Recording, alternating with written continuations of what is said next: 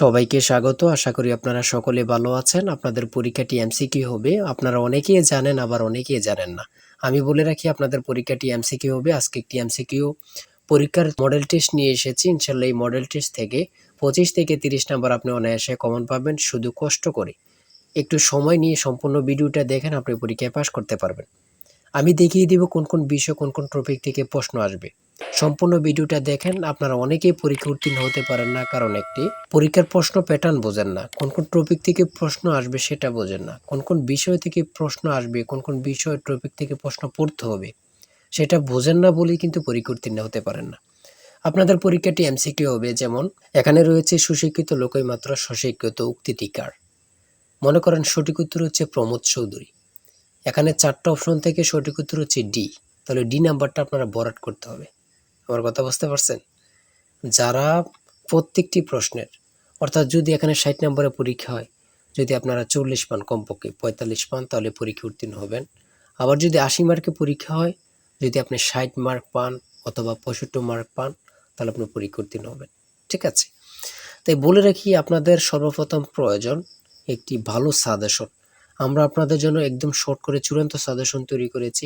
পরীক্ষার প্রশ্ন প্যাটার্ন যেমন থাকবে সেম প্যাটার্নে আমরা একটি চূড়ান্ত সাজেশন তৈরি করেছি। সাজেশনটি নিতে স্ক্রিনে দেওয়া হোয়াটসঅ্যাপ নাম্বার রয়েছে, ইমো নাম্বার রয়েছে।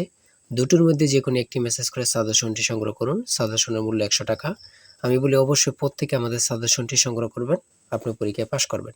যারা বিভিন্ন চাকরির কারণে, কাজের কারণে অথবা পড়ালেখা একটু বুঝেন কম, সময় পান না, তারা অবশ্যই আমাদের এই শর্ট সাজেশনটি সংগ্রহ করে শুধু A to Z পড়ে যাবেন। পরীক্ষা দিতে গেলে আপনি উত্তীর্ণ হয়ে যাবেন ইনশাল্লাহ। তাই বলে রাখি, প্রত্যেকে 100 টাকার বিনিময় হলো। স্ক্রিনে দেওয়া হোয়াটসঅ্যাপ নম্বর রয়েছে, ইমো নম্বর রয়েছে। দুটোর মধ্যে যে কোনো একটি মেসেজ করে সাজেশনটি সংগ্রহ করুন। আমি মূল প্রশ্ন প্যাটার্নে চলে যাচ্ছি। এখানে সর্বপ্রথম রয়েছে সুশিক্ষিত লোকই মাত্র স্বশিক্ষিত উক্তিটি কার। সঠিক উত্তর হচ্ছে প্রমোদ চৌধুরী। আমরা জানি প্রত্যেকটি পরীক্ষায় বাংলা, ইংরেজি, গণিত, সাধারণ জ্ঞান থেকে কিন্তু পরীক্ষায় প্রশ্ন আসে। ঠিক আছে? এমনভাবে কিন্তু আমরা যে প্রশ্ন উত্তরগুলো নিয়েছি খুবই গুরুত্বপূর্ণ। হ্যাঁ? যেমন 3 নম্বরে রয়েছে উপযুক্ত শব্দটির অর্থ কী?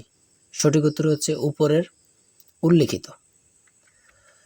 এখানে বিপরীত শব্দ, সমার্থক শব্দ, ট্রান্সলেট থেকে অবশ্যই প্রশ্ন থাকবে। ঠিক আছে? কোন ভাষার শব্দ, ভাষা থেকে একটি প্রশ্ন থাকবে। হ্যাঁ? তারপরে রয়েছে অপরিণত অর্থে কাঁচা শব্দের ব্যবহার কোনটি? কাঁচা বয়স। মাথা দেওয়া শব্দটির অর্থ কী? দায়িত্ব গ্রহণ। হ্যাঁ? বুঝতে হবে কিন্তু। আমাদের সাজেশনের প্রত্যেকটি প্রশ্নের ব্যাখ্যা ও সমাধান সহ পেয়ে যাবেন। ঠিক আছে? কবিতা শব্দের বহুবচন কোনটি? সঠিক উত্তর হচ্ছে কবিতাগুচ্ছ। সন্ধি বিচ্ছেদ থেকে অবশ্যই একটি প্রশ্ন থাকবেই। ঠিক আছে? অবশ্যই একটি প্রশ্ন থাকবে। শুদ্ধ বানান থেকে অবশ্যই থাকবে। ছন্দনাম থেকে অবশ্যই থাকবে। যেমন 18 নাম্বার রয়েছে বীরবল। কার ছন্দনাম? সেটা হচ্ছে প্রমোদ চৌধুরী। আমার মনে হয় কত পরীক্ষা যে আসছে, আল্লাহ ছাড়া কেউ জানে না। ঠিক আছে? অনেক পরীক্ষা আসে এই প্রশ্নগুলো। সমার্থক শব্দ থেকে অবশ্যই থাকবে। ট্রান্সলেট থেকে অবশ্যই থাকবে। হ্যাঁ? প্রিপোজিশন, আর্টিকেল, ভয়েস থেকে থাকে। বিভিন্ন নাউন থেকে অবশ্যই প্রশ্ন থাকবে। ঠিক আছে? আমি বলে রাখি। যারা পরীক্ষা দিবেন প্রত্যেকে আমাদের সাজেশনটি সংগ্রহ করবেন। সিনোনিম অথবা অ্যান্টোনিম থেকে অবশ্যই প্রশ্ন থাকবে। হ্যাঁ? সিনোনিম অথবা অ্যান্টোনিম থেকে প্রশ্ন থাকবেই। 100% শিওর। এটা ধরে নিতে পারেন। প্রিপোজিশন থেকে অবশ্যই প্রশ্ন থাকবে।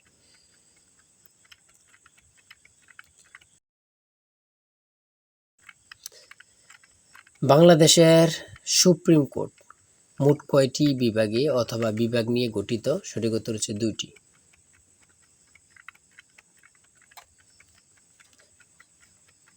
ম্যানগ্রোভ বন কি? সেটা হচ্ছে উপকূলীয় বন। খুবই গুরুত্বপূর্ণ। বাংলাদেশকে স্বীকৃতি দানকারী প্রথম আরব দেশ কোনটি? খুবই গুরুত্বপূর্ণ। ইরাক। আয়তনে বাংলাদেশের বড় জেলা কোনটি? খুবই গুরুত্বপূর্ণ। রাঙ্গামাটি। ঢাকা কত সালে সুবা বাংলার রাজধানী হয়? সঠিক উত্তর হচ্ছে 1610 সালে।